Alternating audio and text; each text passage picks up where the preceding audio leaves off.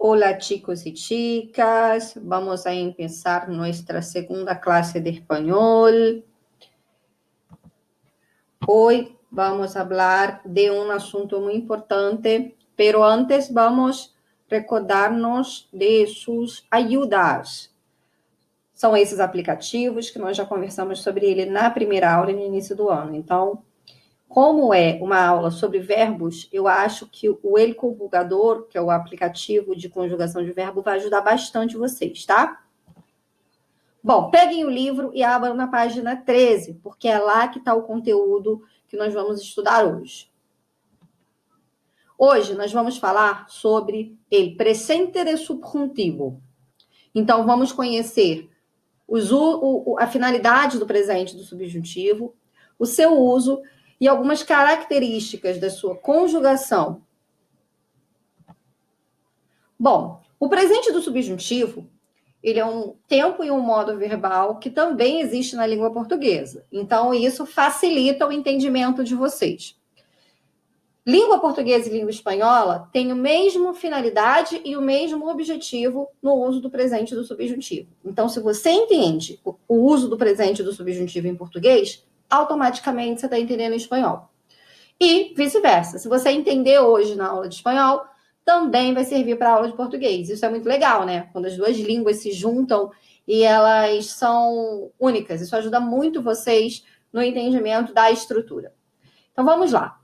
Quando tratamos de acciones hipotéticas, o sea, que no se han realizado todavía, utilizamos o tempo verbal denominado presente de subjuntivo. Então, toda vez que a gente vai falar de uma ação duvidosa, que eu não tenho certeza se ela vai acontecer, automaticamente em português eu vou usar o presente do subjuntivo. E vai ser a mesma coisa em espanhol. Toda vez que eu falar de uma ação em espanhol, né, quiser retratar uma ação que eu não tenho certeza se aquela ação acontece, vai acontecer ou aconteceu, eu vou usar o presente do subjuntivo.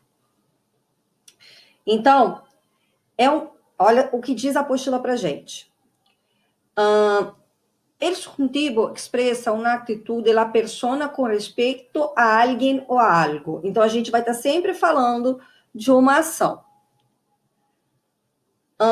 Normalmente, requiere o uso da partícula que ou outras tales como, aunque, apesar de que, por mais que, quanto, de modo que. Existe uma dicasinha que a gente dá tanto em português quanto em espanhol, para eu conjugar o verbo mentalmente no subjuntivo, que é colocar o que na frente do verbo. Que seja, que fale, que aconteça, que venha. Então, toda vez, está na dúvida se aquele verbo, ele está no subjuntivo, ele está no indicativo, coloca o que na frente dele. Se ele fizer sentido, ele está no subjuntivo. Se não fizer o menor sentido, ele está no indicativo, tá? Então, vamos falar agora um pouquinho dos usos, né, do presente do subjuntivo. Ele é usado para descrever um deseo ou uma esperança. Peticiones, consejos ou sugerências, ou seja, pedidos, conselhos ou sugestões. Emoções ou sentimentos. Toda vez que eu vou descrever um sentimento, eu normalmente uso o subjuntivo. Uma dúvida. Probabilidades, pouco provável ou impossível. Características deseada ou buscada em pessoas ou coisas. Opinião com expressões impersonais. Então, eu diria a vocês que o subjuntivo ele tem 3 usos principais. Primeiro, ele vai descrever um desejo, ou ele vai descrever uma dúvida, uma possibilidade, ou ele vai dar um conselho. Esses são os 3 principais. Todos os outros que nós falamos aí, eles são consequência desses 3. Então, se você sabe que o subjuntivo ele é usado para falar de um desejo, dar um conselho ou expressar uma dúvida, você vai entender o subjuntivo. Aqui temos um quadrinho com as terminações dos verbos regulares, ou seja, aqueles que vão seguir toda a terminação dependendo da sua conjugação. Então, vamos lá.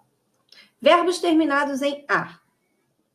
Cantei, cantes, cante, cantemos, canteis e cantem. Observa que se eu colocar o que na frente faz sentido. Olha, que ele cante, que nós cantemos, que eles cantem. Então, é algo que para nós faz sentido. Verbos terminados em er. Coma, comas, coma. Comamos, comais, coman. Verbos terminados em ir. Decida, decidas, decida. Decidamos, decidais, decida. Outra característica, se você reparar bem, a terminação da segunda e da terceira conjugação são iguais. Ou seja, todos os verbos terminados em ER ou IR têm a mesma conjugação quando são regulares. Professora, e como é que eu sei se o verbo é regular ou não? Não adianta. Só você tendo o auxílio, tá? Você não tem como... É claro que numa língua materna, como é a nossa do português, a gente acaba absorvendo isso. Mas numa língua estrangeira, até que você se torne fluente nela, você vai precisar de auxílio. Nesse caso, o auxílio que eu dou a vocês é justamente o aplicativo, né? O conjugador. Ali, ele inclusive marca a terminação do verbo que é irregular. Bom, verbos irregulares são aqueles que possuem, por lo menos, uma terminação distinta de los outros verbos de sua conjugação. Então, os verbos irregulares em espanhol é igualzinho em português, não tem diferença.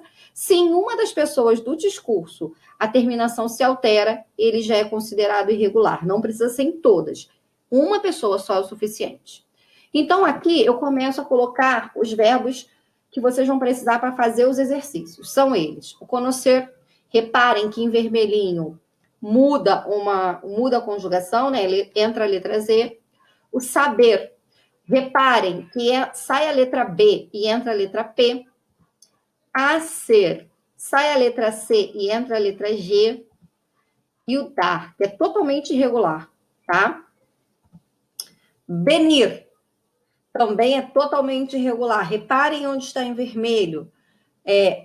Se você pegar a conjugação, você vai ver que é diferente. Vamos praticar aí um pouquinho? Façam todas essas atividades com muita atenção, porque o presente do subjuntivo, ele é uma estrutura bem importante, principalmente na hora de fazer os exercícios, na hora que vocês precisam escrever.